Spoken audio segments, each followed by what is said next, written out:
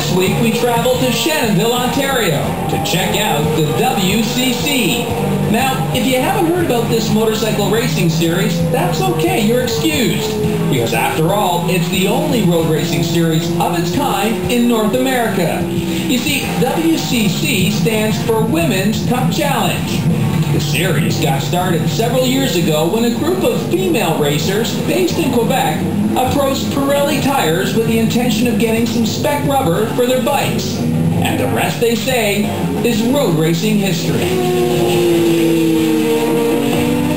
I was skeptical at first too when I was told about it and heard about it, and it was rocky in the beginning because they largely didn't know what they were doing. They didn't have a lot of experience. The one thing I saw right away is they absolutely had determination, and they weren't. They definitely were not soft. They were serious about what they were doing, and they were just as dedicated as any guy I'd ever met. So I really decided that, you know what, they have potential, and I want to show them to the rest of the racing community here. It's something very unique. It is unique to North America. There's not another women racing class or series in North America, and there is one that exists in Europe. And every time somebody sees the girls go, for the first time, they're always surprised, number one, how quick they are, how professional they are, and how many of them are. And it's a fantastic addition to the national series. It's a venue for newer girls that are inexperienced to get an opportunity to get out on the racetrack without necessarily the testosterone or what have you that some of the men might have. It's a really good opportunity for some of our novice girls to get into racing.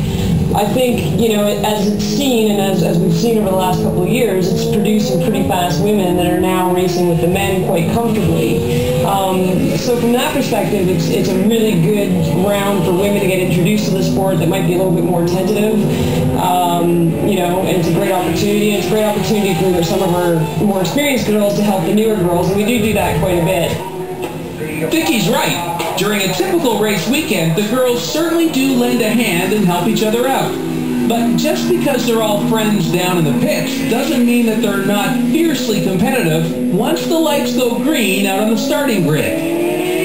The race with the women is pretty competitive, actually. I would say more even than with the men, because since we're a really small group of girls, we're 15, maybe about 15 actually, we know each other very well. So we know each other personally, and it's not just, for me personally, when I go race in the U.S., let's say I go to Homestead in December, I've done that for a couple of years, and I race with 45 people, guys that I don't know, so I don't care. I just get out of my way and do my own space and go my own speed, and I'm really fast, and I do well when I race with people I don't know.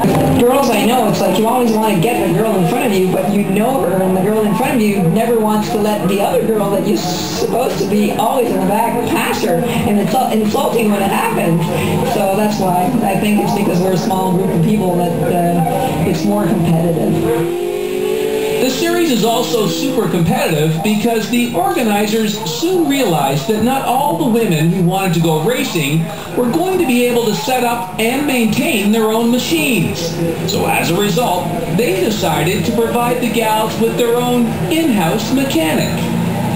A lot of the girls were showing up for the first time. They're showing up by themselves. They're literally bringing their street bike and saying, look, can you help us? And a big thing that we found with a lot of the girls, it was a determining factor whether they would go to the racetrack was, can I get some help? I'm just showing up for the first time. I don't know anybody. Can somebody help me? Not all of them have boyfriends or husbands that, have that knowledge and can help them. We found that by making sure there was a mechanic here, it absolutely allowed a lot of the novice girls, per se, to come out and get that assistance and learn from him, which was a key. Most of our expert girls do the work themselves now. The Women's Cup provides a mechanic for the women. If we need it, it's optional, but when we need it, not everybody has help coming with them, so I tend to use GP for changing my tires and gearing so I can eat and relax between my sessions. Is it something you would recommend other girls get involved in? Like, how would you recommend a girl get started in this? The only thing I could say is you need to like it, because yes, it can get expensive, and yes, we do a lot of sacrifices to be here every weekend and try to be competitive. We still need to have fun, and we don't need to spend a lot of money to have fun, so it depends where you want to be and what you want to do. But if you're riding on the street and you like going fast and you're getting in trouble, I would suggest to come and try it out, because so far, I don't know anybody that tried it that didn't like it. Track days are great, but racing is totally different. When you're on the line and waiting for the green light, it's a good feeling, and I need something to experience at least once.